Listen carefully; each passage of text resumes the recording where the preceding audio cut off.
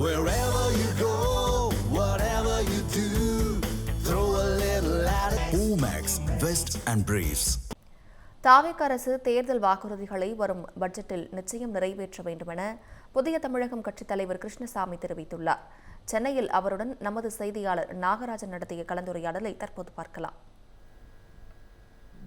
புதிய தமிழகம் கட்சியினுடைய தலைவர் மற்றும் நிறுவனர் கிருஷ்ணசாமி நம்மளோட இருக்காரு. தற்போதைய அரசியல் சூழல்கள் பொறுத்து அவர்கிட்ட ஒரு சில கேள்விகளை முன்வைக்கலாம். வணக்கம் சார். தமிழக அரசியல் சூழல் எப்படி இருக்கிறது? குறிப்பாக தமிழக வெற்றி கழகம் தலைமையிலான கூட்டாட்சி அமைச்சரவை அப்படிங்கிறது ஏற்படுத்தப்பட்டிருக்கிறது. ஆட்சி காலம் தொடர்ந்துட்டுருக்கு. அப்படி இருக்கிறப்ப இந்த சூழல் அப்படிங்கிறது எப்படி இருக்குது? உங்களுடைய பாயிண்ட் ஆஃப் வியூவில் என்ன மாதிரியான சூழலில் தொடர்ந்துட்டுருக்கு? மிகப்பெரிய எதிர்பார்ப்புகளோடு எல்லா மக்களும் இன்னும் சொல்லப்போனால் பெரும்பாலான மக்கள் வந்து வாக்களிச்சுக்கிறாங்க. ஆட்சிக்கு வந்திருக்குது இந்த தமிழ்நாடு வெற்றி கழகம் தமிழக வெற்றி கழகம் ஆட்சிக்கு வந்திருக்கிறாங்க. ஆனால் ஏறக்குறைய இப்போ மே மாதம் 10ஆம் தேதி, ஜூன் ஜூலை முடிஞ்சிருச்சு. 2 மாதத்துக்கு மேலே கடந்தும் கூட இன்னும் ஆட்சியினுடைய செயல்பாடுகள் என்ன அப்படிங்கிறது மக்களுக்கு தெரியல. எதுவும் கள அளவுக்கும் தெரியலைங்க. அது எப்போ தெரியும் என்னங்க தெரியல. இப்படிப்பட்ட சூழ்நிலை வரக்கூடிய ஆகஸ்ட் மாதம் 5ஆம் தேதி பட்ஜெட்டு தாக்கல் செய்கிறதாக தெரியுது. பாப்போம், பட்ஜெட்லேயாவது இவங்களுடைய பார்வை என்ன, தொலைநோக்கு பார்வை உண்டா, மக்களுடைய வாழ்வாதாரத்தை உயர்த்துவதற்கு உண்டான ஏதாவது திட்டங்கள் இருக்கிறதா, எல்லாம் அங்கே இந்த பட்ஜெட்டில் ஓரளவுக்கு வெளிப்படும் என்று கருதுகிறேன்.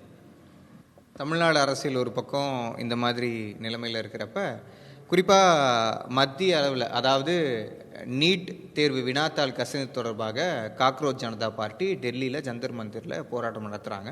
ஆனால் அந்த போராட்டத்துடைய நோக்கம் ஒரு மாதிரி மாறினதாகவும், அதே சமயம் குண்டர்கள் உள்ள ஊடுருவல் ஏற்பட்டதன் காரணமாக தான் அது கலவரமாக வெடிக்கக்கூடிய ஒரு சூழல் உருவாச்சு அப்படின்னு சொல்லிட்டு அங்கே அந்த காக்ரோச் ஜனதா பார்ட்டி தரப்புலேயே சொல்லியிருக்காங்க. இந்த போராட்டத்தின் நோக்கம் உண்மையிலேயே மாற்றப்பட்டிருக்கிறதா? குண்டர்கள் உள்ளே இறங்கியிருக்காங்களா? அதாவதுங்க,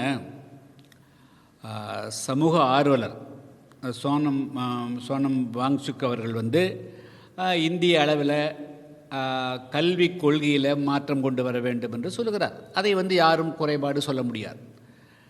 22ஆவது நூற்றாண்டுக்கான கல்வி நல்லா இருக்கணும், அதில் மதம் இருக்கக்கூடாது, ஜாதி இருக்காது, மொழி இருக்கக்கூடாது, ஸ்கில் பேஸ்ட் இருக்கணும் அப்படிங்கிற அந்த நோக்கத்தை யாரும் குறை சொல்ல முடியாது. அவர் அதை வலியுறுத்தி ஒரு உண்ணாவிரதம் இருக்கிறார். இதுக்கு இடையில கடந்த 3 தினங்களுக்கு முன்பு ஜந்தர் மந்தரில் சில இளைஞர்கள், அது மாணவர்கள் கூட்டினார்களா, அது எந்த அமைப்புங்கிறதெல்லாம் முகம் காட்டல. அதாவது நீட் தேர்வில் வினாத்தாள் கசிவு, அதுக்கு ஒரு தீர்வு காணணும் அப்படின்னு சொன்னாங்க. அதில் எந்த விதமான மாற்றமும் கிடையாது. அதை தவறு என்று சொல்ல முடியாது. ஏறக்குறைய ஒரு வருடத்திற்கு 20 லட்சம் பேர் மருத்துவராக வேண்டும் என்ற கனவோடு தேர்வு எழுதுகிறார். அதுக்கு 1 வருஷம் படிக்கிறாங்க, 2 வருஷம் 3 வருஷம் படித்து தேர்வு எழுதின பிறகு எங்கோ ஒரு மூலையில் ஒரு கசிவு ஏற்பட்டால் உடனடி 2வது தடவை எழுதுங்கிறது சாதாரணமான விஷயம் கிடையாது. எனவே மத்திய அரசு அந்த வினாத்தாள் கசிவில்லாமல் தேர்வை நடத்த வேண்டிய பொறுப்பில் இருக்குதுங்க. அந்த என்டிஏ அழைக்கக்கூடிய நேஷனல் டெஸ்டிங் ஏஜென்சி, அது என்ன நடக்குது ஏதுன்னு தெரியல, அதுக்கிட்ட எப்படி கொடுத்துக்கிறாங்கன்னு தெரியல.